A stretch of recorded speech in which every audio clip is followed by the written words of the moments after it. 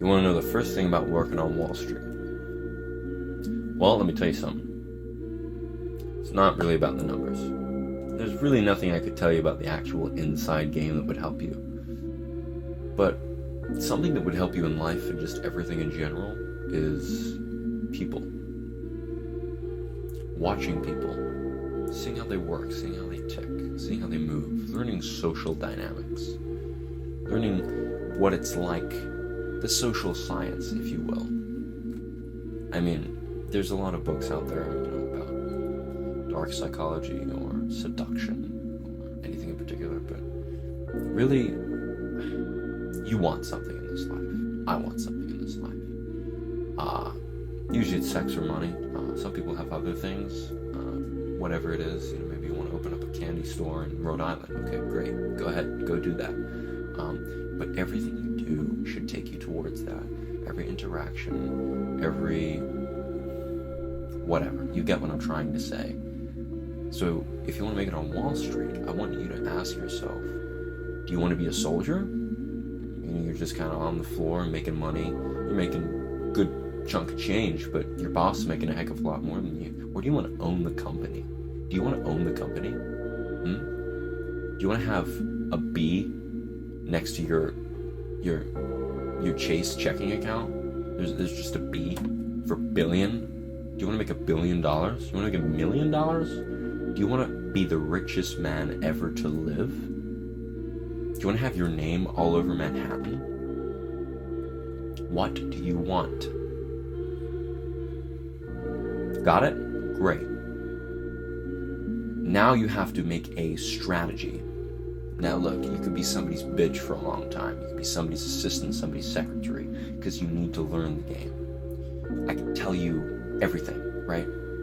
But being in there, seeing how it actually goes down. It's like there's one thing about go to college for 4 years, or study, be an intern for 4 years. Being an intern for 4 years, you will make those college graduates from Georgetown, Harvard, NYU, you'll make them your bitches. Right? Because you'll just have that in the game. People are yelling at you, dial faster, fucking go get me coffee now. I don't care how much you're paid. I don't give a shit. Get me my fucking coffee now, you little bitch. Because that's how they're gonna treat you, right? And if you can learn that it's not personal, you little bitch. It's just language, it's just words.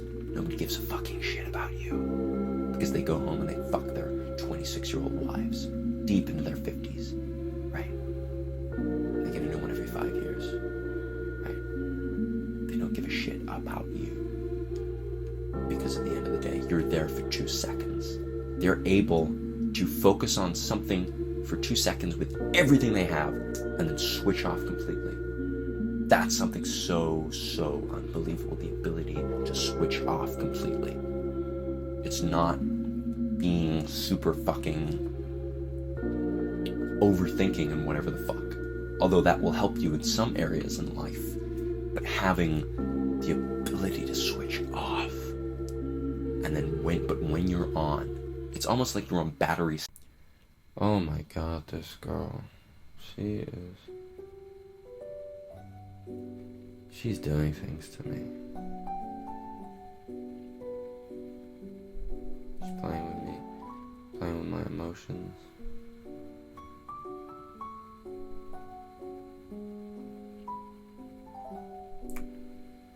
We sat and had a fight last night. And halfway through, she said, if you want to leave, go ahead and leave.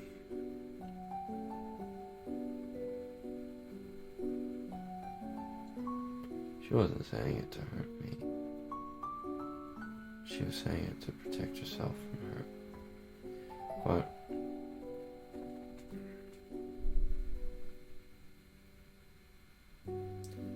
relationships are all about tough conversations. They really are. As much fun. I thought to myself about all the amazing things that we've done. All the amazing things that we've done. And for a second there, because I thought it was over, I just had to take a second.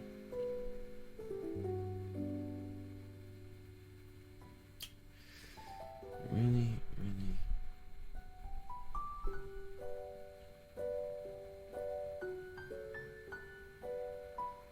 you know,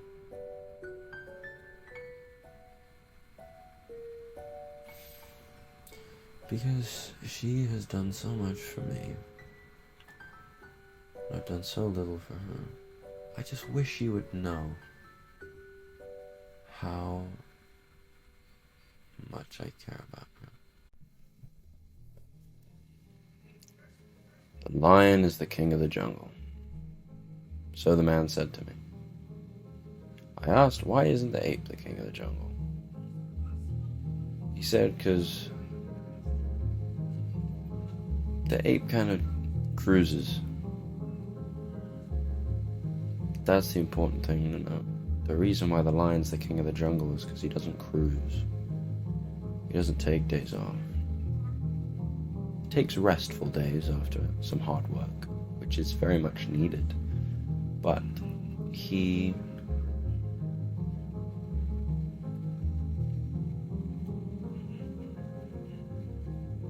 never slacks. When he rests for a reason. When he hunts for a reason. He has a reason. That's what we're missing. This is the reason. Why am I going to work this shitty job? Money. I'm hungry. I'd like something to eat. It's just made up, isn't it? That's what we're missing from our lives. That's why we feel so much depression.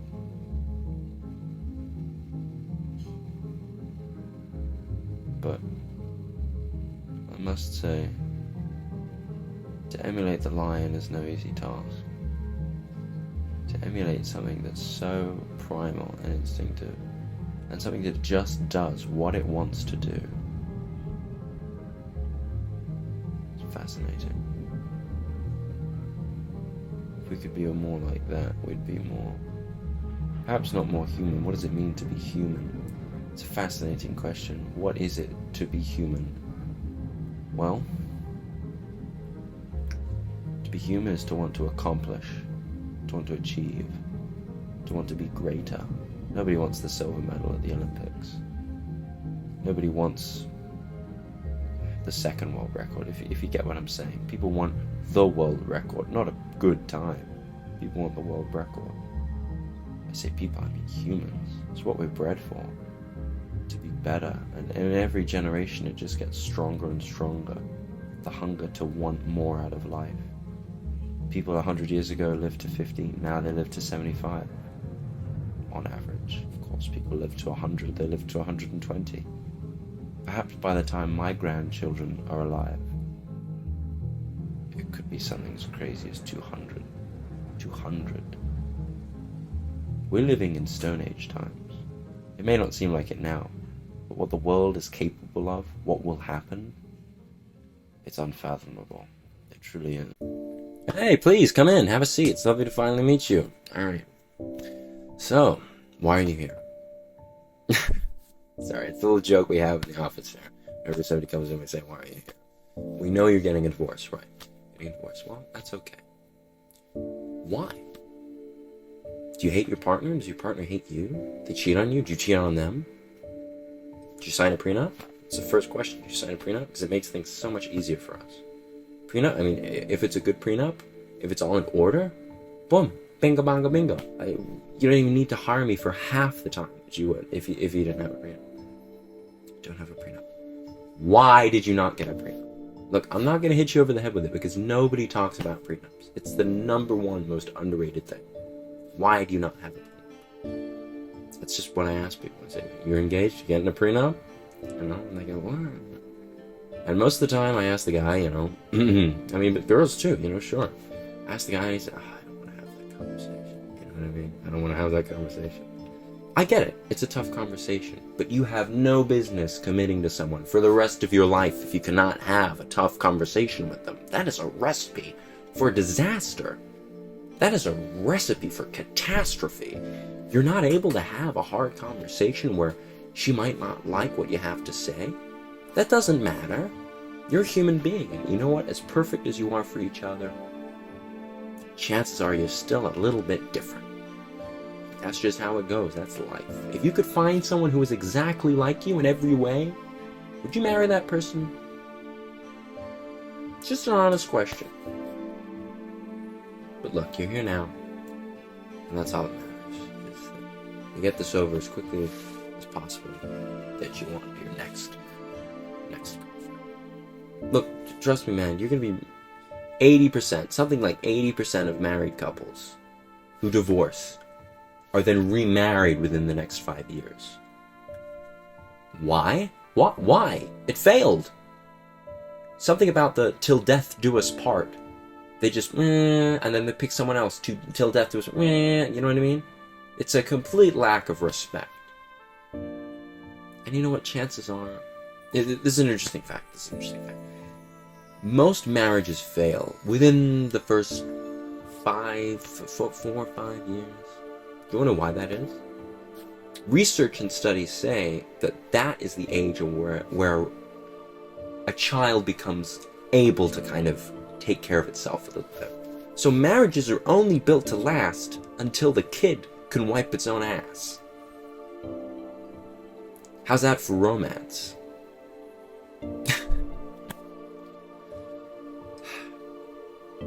You know, I played the game.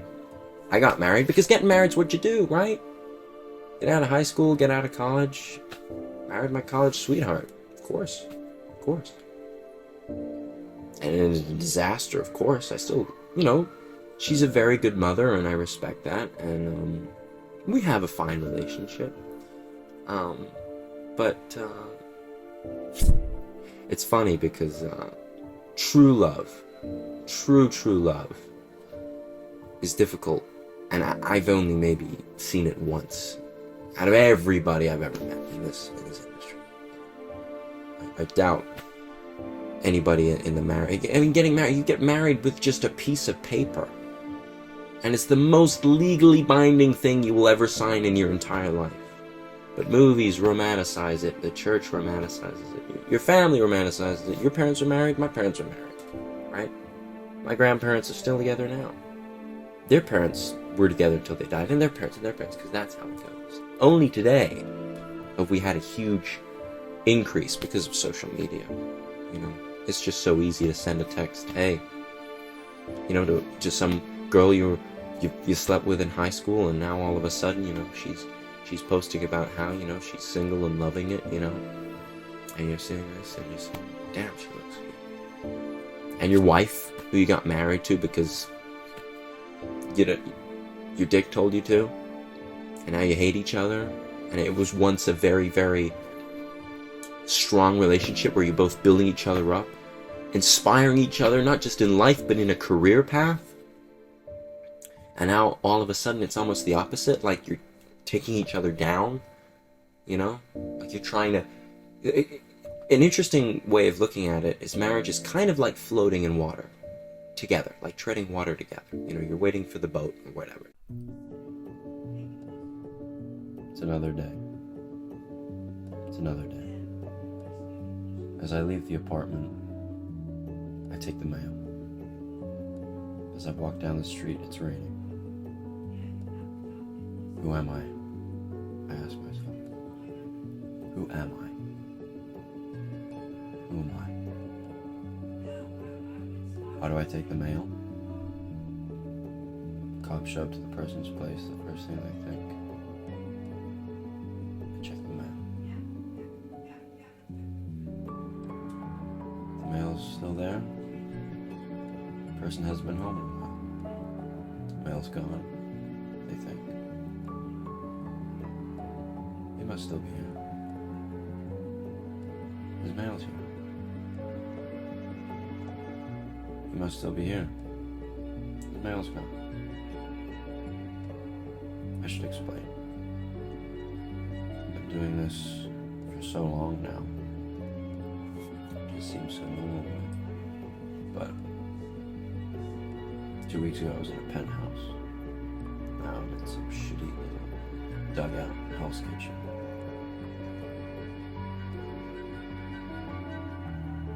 Never stay in one place for too long.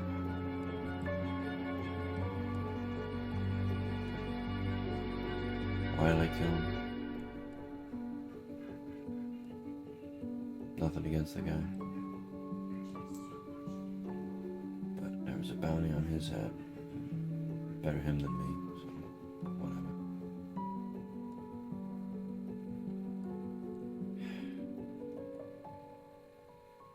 Sometimes I wish I could go back. Or your computer, right? You switch off and you save your battery. And when you power the fuck back on, you conquer.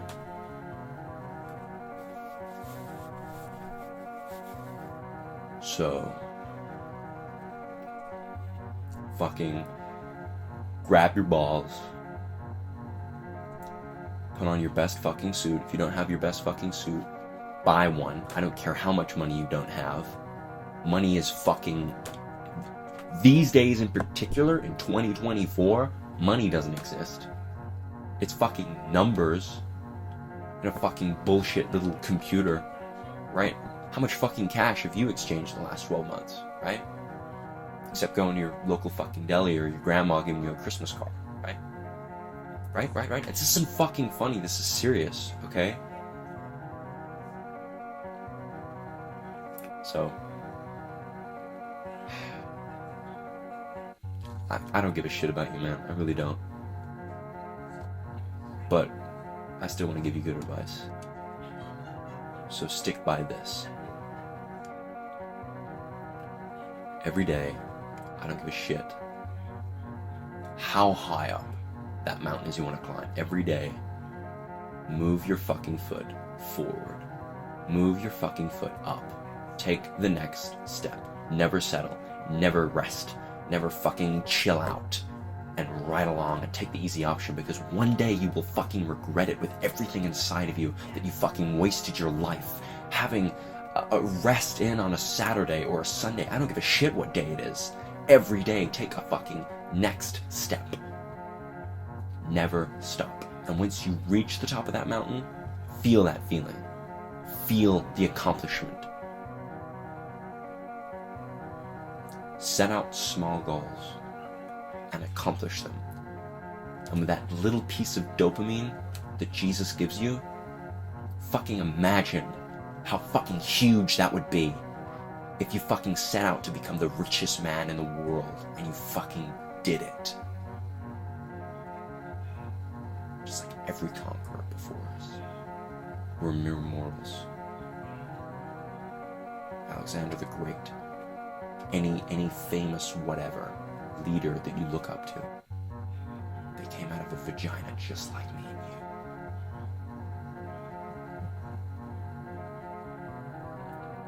They have nothing on you. Nor do I. So just take a fucking step every day. Goodbye. I don't think she'll ever know, really. I think it's impossible for someone to know how much you really care.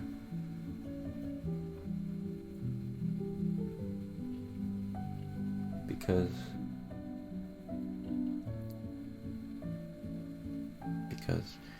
you can never be sure what people's motives and intentions are.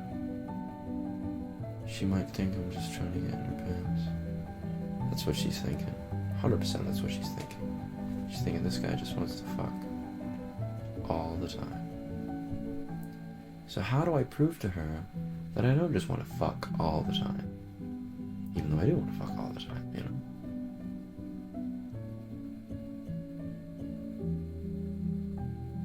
How do I prove to her that it's not just about her body? That I do care about who she is, what her feelings are, etc., etc. And that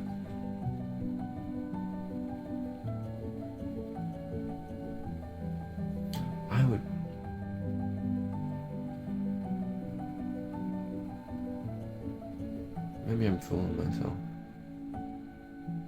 Maybe I just want to feel like this, so I'm pushing it. Or maybe I do feel like this. Time will only tell. Being very dramatic about all this. I'm being very dramatic. That's what I do. I'm very dramatic. This kind of guy I am. What's that you say?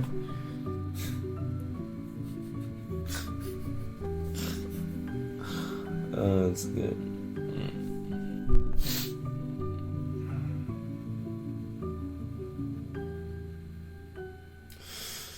Need or care for rocket-propelled cars or marijuana. He doesn't need anything superficial. He knows what he wants and what he needs. Because his brain is smaller, right?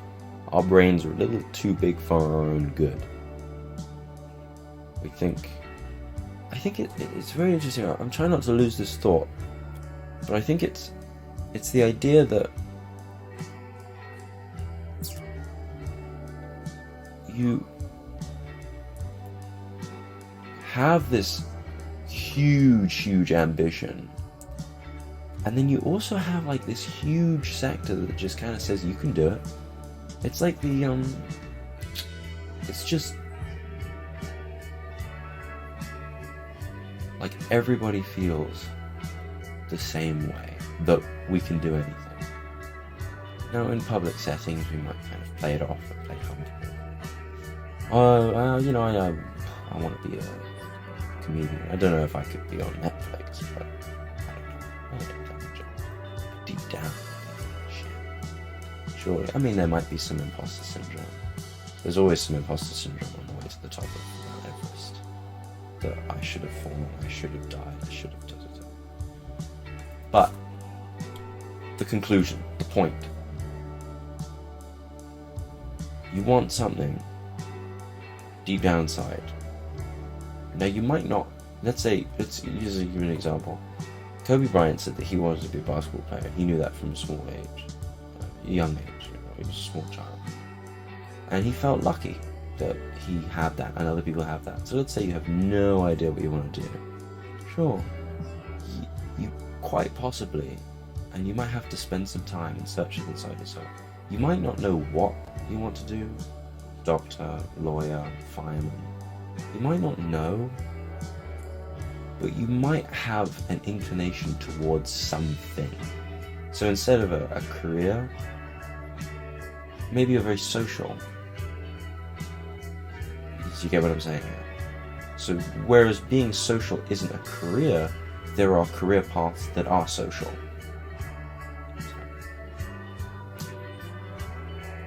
No one is really coming to help you or save you, as people say. It's up to you to make your life magnificent. So good luck and have fun, kid. Come save you. And at first you're kind of picking each other up, pushing each other to the surface to get more air. And then after a while, it gets a little bit toxic, and you start kind of using that person to keep ahead until you both drown. But you have to realize that sometimes you gotta bite the bullet. For marriage to last, if you really want marriage to last, you're gonna have to settle. A little bit. You're gonna have to settle a little bit, and you're gonna have to, compromise.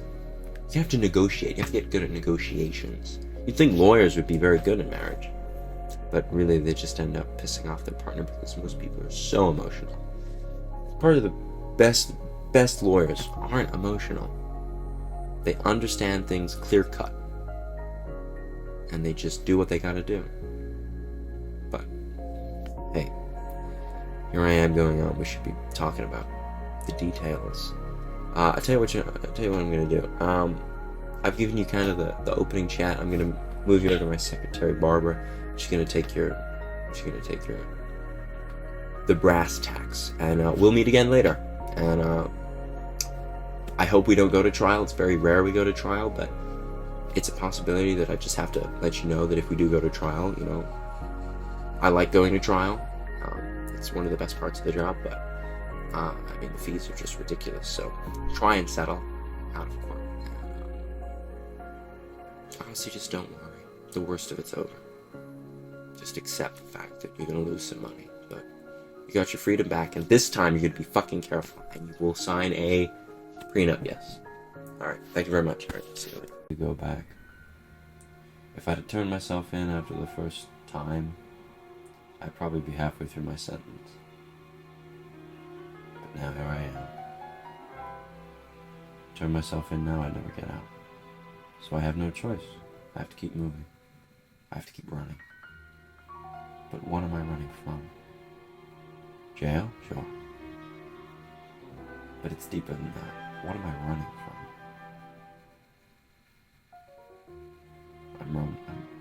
I'm running from the truth. The truth is that I'm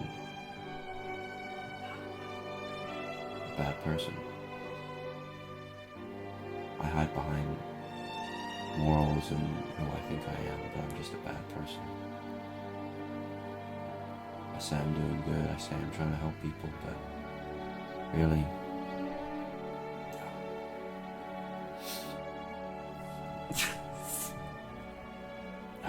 I'm a bad person.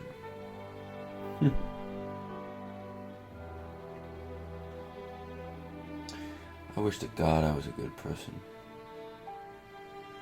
Being a good person would be pretty sweet. I'd love to make people feel good, as opposed to making people feel dead. But you can't always get what you want. That's something I've learned in life. You can't always get what you want. But part of the pain is part of the pleasure. It's just how it is. There's no sunshine without rain. There's no happiness without pain. And so,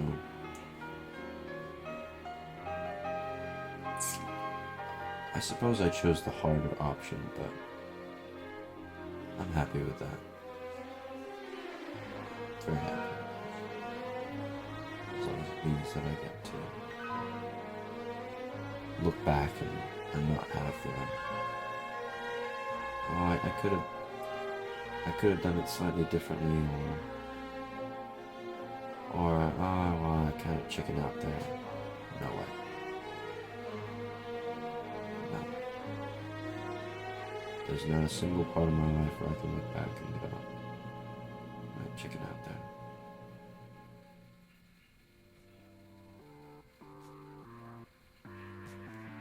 Anyway, you gotta find someone new to kill.